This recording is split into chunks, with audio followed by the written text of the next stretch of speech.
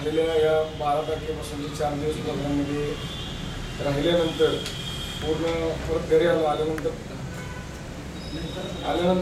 रस्त्यावर अशीच करतात ना लोक, काय काय झोपडपट्टी पोरं येतात अशीच वाटत इथून आला पाहिजे, म्हणजे हात कसे फिरतात ते मला नंतर आल्यानंतर मी माझ्यामध्ये मी तसं बघितलं एज्युकेशन म्हणून जो लिडरशिप डेव्हलपमेंट प्रोग्राम जो केला माझ्या स्वतःमध्ये मी जे तिथं सुद्धा बोललो होतो की मी सकाळी उठणं माझ्यासाठी फार अवघड होतं. मी बऱ्याच वेळा असं आतापर्यंत ठरवलेलं आहे, पण मी सकाळी उठण्याच्या बाबतीमध्ये इतकं समाधानी आहे की मी आता आल्यापासून एकही दिवस असा नाही की मी सकाळी उठलो नाही.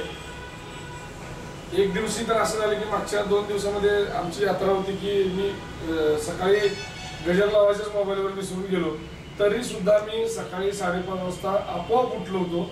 मला त्याच्यासाठी गजरची वाट बघावी लागली नाही. हा माझ्यासाठी फार मोठा फायदा झाला. माझ्या घरातल्यांचा कॉन्फिडन्स इतका वाढला की घरातल्यांचं सुद्धा वाटलं होतं की सकाळी लवकर नेहमी उठणं हे कधीही याच्यासाठी शक्य नाही.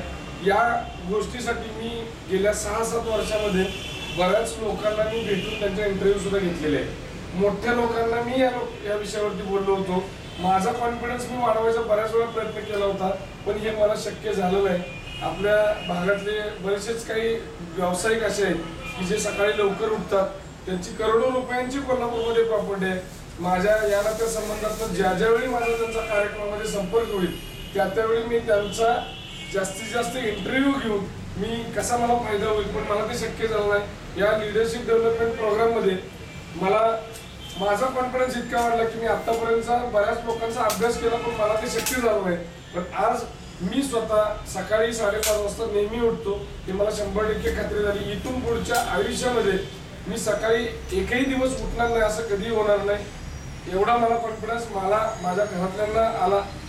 दुसरा प्रश्न की मी तिथं निर्णय घेतला होता की मी आयुष्यामध्ये परत नॉनव्हेज खाणार नाही. जे याच्या अगोदर खाल्लं होतं तेच शेवटचं. सांगायला मला आनंद वाटतो की काल आणि परवा म्हणजे शनिवारी आणि रविवारी आमच्या गावची ग्रामदेवताची यात्रा होती. कालच्या दिवशी आमच्या घरी मटण होतं, पण तरी सुद्धा मी स्वतः नॉनव्हेजला हात लावला नाही. माझ्यासाठी घरातल्यांनी आनंदानं व्हेजमध्ये जेवण बाजूला ताट वेगळं करून ठेवलं होतं. म्हणजे त्यांची सुद्धा मानसिकता अशी होती. आणि मी या संदर्भात गेली मटण सोडणी या विषयावर सुद्धा गेली 3-4 वर्ष मी ट्राय करतोय. जसं सरांनी सांगितलं की तुम्ही त्या विषयावरती बोला, मी बऱ्याच डॉक्टरला फोन करून विचारले की आपल्या आतड्याची लांबी किती आहे, ती 5 मीटर आहे का, 4.5 मीटर आहे का. आणि मी याचं प्रबोधन करायचा विचार करतो. रात्री मी ज्यावेळी शेवटी जेवलो 11:15 वाजता घरी, त्यावेळी माझ्याबरोबर एक MBBS MD डॉक्टर होते गायनेक स्पेशल, त्यांना घरी जेवायला बोललो होते. ते आमच्या गावातलेच आहेत. ते त्यांना मटणाचं ताट केलं होतं आणि मला शाकाहारी ताट केलं होतं. ते मला म्हणत होते की तू मटण सोडलं कधीपासून, काय माहित नाही. म्हणलं बराच त्रास होते काय या धावपळीमध्ये शक्य होत नाही. म्हणलं आतड्याची आपल्या लांबी माणसाच्या तशी बरीच मोठी आहे. म्हणजे मी त्यांना सुद्धा इनडायरेक्टली सांगतो. त्यांनी स्वतः सांगितलं की मला सुद्धा खायला बंद करायला पाहिजे. एका डॉक्टरला सुद्धा मी प्रबोधन करत होतो की मटण खाणं किती चुकीचं आहे. इतका माझ्यामध्ये कॉन्फिडन्स आला, माझ्या घरातल्यांच्या विषयी कॉन्फिडन्स आला.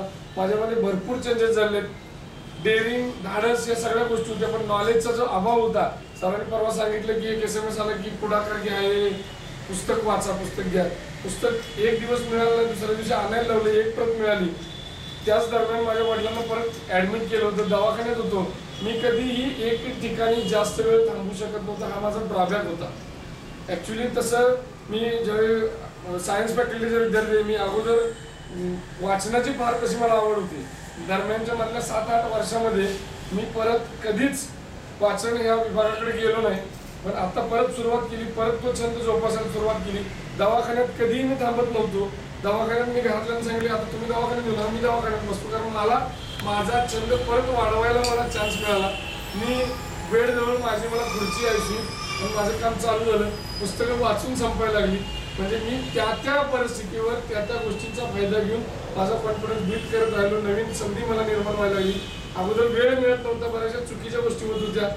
माझ्या फोनमध्ये मोबाईलमध्ये काही बरेचसे चुकीचे नंबर होते. माझी जवळजवळ 1600ची मेमरी होती माझ्याकडे मोबाईल नंबरची. परवा मी सांगताना बऱ्याच वेळा माझी मेमरी डिलीट झाली असं सांगत असतो, पण मी मुद्दाम माझी सगळी 1600ची मेमरी सगळी डिलीट केली. PRVचे नंबर मला सगळे मिळतात माझ्या डायरीमध्ये. मला फोन आला तरच मी त्या लोकांना फोन करतो. जे महत्वाचे होते ते नंबर माझ्याकडे ठेवले. सगळे नंबर मी डिलीट केले आणि मी त्या लोकांच्या संपर्कातून बाजूला व्हायला लागलो आपोआप. हा माझ्यामधला झालेला बदल आहे.